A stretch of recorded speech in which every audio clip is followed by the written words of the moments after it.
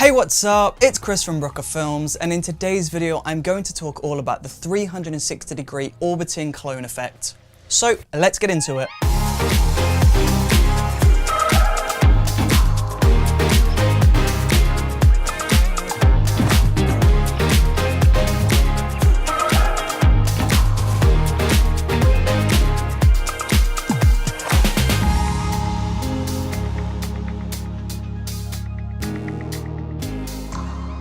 I did a video on the clone effect several months ago, but in today's video I'm going to talk about the orbiting clone effect. But what's the difference? Well, the normal video clone effect only applies to one static shot, whereas the orbiting clone effect stitches several different static shots together, pans through all of them, and makes it look like one seamless camera move. But how do we do this? To begin this effect, we first need to grab a camera and put it onto a tripod. Now from here, we just want to make sure that we switch the camera over into manual mode. And in manual mode, you just want to make sure that you set all of your settings. So make sure that you manually set your white balance, your ISO, your aperture, and your shutter speed. Make sure that there's no automatic settings here. Now from here, you just want to frame up a space, lock down the camera, and then you just want to leave the camera rolling for around 10 seconds, just filming this empty space. This is your clean plate, and you need this in order to complete the effect. Once you've captured this though, you can run out into the frame and you can do a variety of different poses in different sections of the frame. Try to spread yourself out when you're doing this. Try not to get too close to another clone of yourself, because otherwise you're gonna have to rotoscope and mask yourself out, and that just becomes a massive headache in the edit. So try and give yourself some distance between each different freeze frame. Now once you've captured this, you just need to run back to the camera, stop recording, and just rotate the camera a little bit. Make sure that the end of the other frame is slightly overlapping the start of this frame. You're gonna need this to be able to correctly mask this in the edit. Now the same thing again, you want to record your clean plates, and then once you've captured the clean plate, you want to go and do all of your different poses. And then you just want to do this over and over again until you've completed the whole 360, until you're back at the starting position. Once you've captured this, we need to get this onto the computer, and we need to load up Adobe After Effects. So once we're inside of Adobe After Effects, we're just going to create a brand new composition from all of our footage. So we'll select all of these and press New Comp from Footage. And then once we're inside that composition, we're just going to go through each different video layer, and we're just going to color coordinate all of these. Make sure each different video track has a different color. So the way that we're going to approach this effect is we're going to treat each individual camera shot as a different composition. So on this first shot, we're just going to go through and we're just going to find the points where I'm acting out the different actions for the different clones. And then we're just going to cut these out, and then we're going to mask around these individually. Now once you've got all of the masks from this one camera shot, we're just going to group all of these together in a pre-composition. So we'll select all of those, right click and pre-compose. And then we can just cut the tail end off this. And then we're just going to go through and we're going to do the exact same thing for all of our video layers. So with the second one, we're going to crop out and then pre-compose. And then we're just going to keep doing that throughout the entirety of this effect. And that way we basically end up with 9 different compositions. And then at this point, we want to make sure that the high numbers are at the top of the composition. So we'll just make sure to drag these around.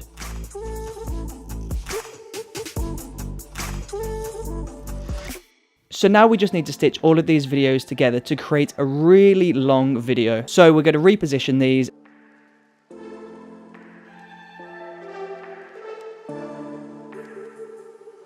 And then we're just going to create a new null object. And then we're just going to parent all of the video layers to the null by selecting all of these and then using the pick whip to drag over to the null object. Now we want to go through each individual layer, and we just want to make sure that we clean up the position so the right of the one frame matches up perfectly to the left of the next frame. Try and do a good job of this, because the neater that you do this effect, the more realistic it's going to be. But don't worry about making this perfect, because the motion blur that we're going to add into the effect later on will blend this effect, so any imperfections will be blended out. So then you just want to go through your whole video, and you just want to make sure that each individual section is framed up nicely with the next one.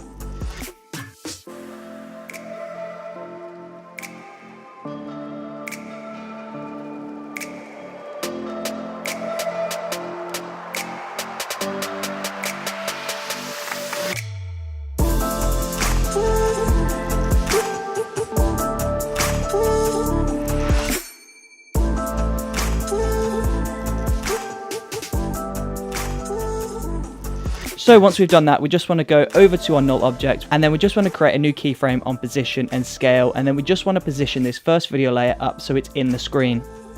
And then you just want to go through the video and just want to make sure that these videos are coming in at the time that they're supposed to. And then you just want to make sure that you're doing this throughout the entire video. So go through, scrub through, make sure that all of the videos are coming on at the exact time that they're supposed to.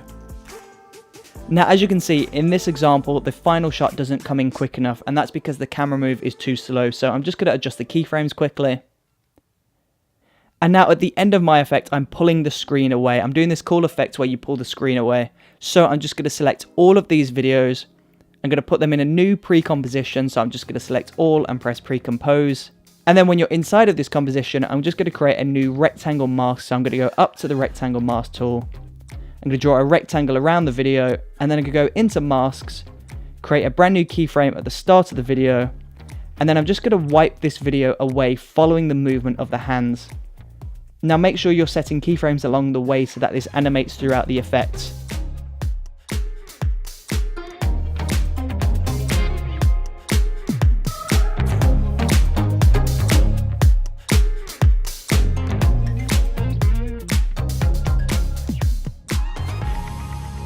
And now I'm just going to add some feathering to this effect to make it look more seamless. And then I'm just going to go in and I'm going to expand the mask just because the feathering is catching the edge of the frame. So I'm just going to increase that.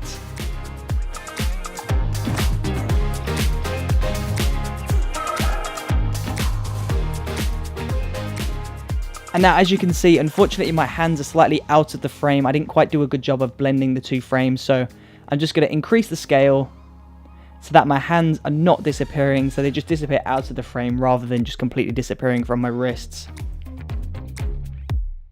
So now if we go back into the pre-composition, I'm just going to go in there, I'm just going to select all of the video layers, activate the motion blur, and then press this other motion blur box, and there you go. That is the 360-degree clone effect complete.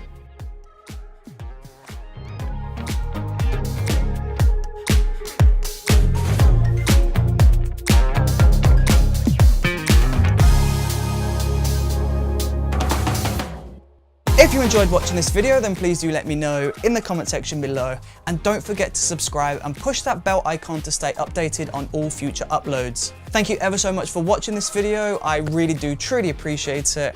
I hope you're having the most incredible day today. I will see you next time. Thank you for watching.